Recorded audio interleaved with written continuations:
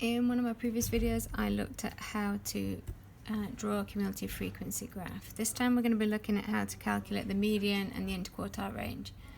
So I'm starting off with a different cumulative frequency graph that I've already completed. This is about the time taken to complete a puzzle. And the cumulative frequencies are already filled in and the graph is already filled in. So the cumulative frequency here is 8t. Okay, so the total frequency is 8t, which means the graph goes up to 8t. What we're going to look at is how to calculate the median. Okay, so the median is half of the cumulative frequency. So in this case, we are looking at 1/2 of 8t because our cumulative frequency total is 8t. So half of 8t is 40. So we need the 40th value. So we need to find the 40th value in our graph, which is here on the cumulative frequency, and we need to draw a line across from 40 horizontal until it meets the graph, until it meets the curve, and then we draw a line down, and then we take a note of this value. Now this value is 36.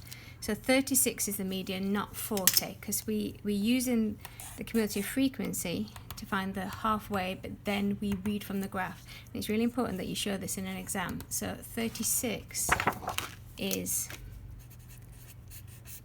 our median. Okay, then we're going to look at the upper quartile. Now the upper quartile is 3/4 of the cumulative frequency.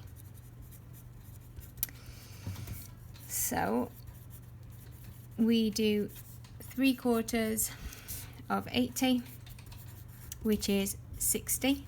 So we need the 60th value. And again, that's not our upper quartile. We need to find it on the graph. So we're looking for the 60th value. So again, using our ruler, find 60 on the cumulative frequency, and we draw a horizontal line. It's important that you use a ruler. Draw a line down till we get to the lower axis, and we record the value, which is 42 on the lower axis. So 42 is our upper quartile. Then we need to do the lower, which is 1/4 of the cumulative frequency, 1/4 of 80, which is 20. So we need the 20th value. Again, that's not the lower quartile. We need to record it from, we need to find it from the graph. So again, get our ruler out, find 20 on the cumulative frequency, draw a horizontal line till it meets the curve. Then we draw a line down and we record the value, and that value is 25. So 25 is our lower quartile, not 20. We read from the bottom scale.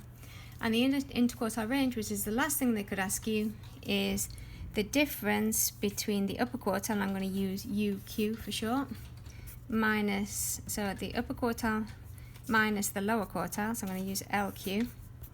So we have 42 subtract 25.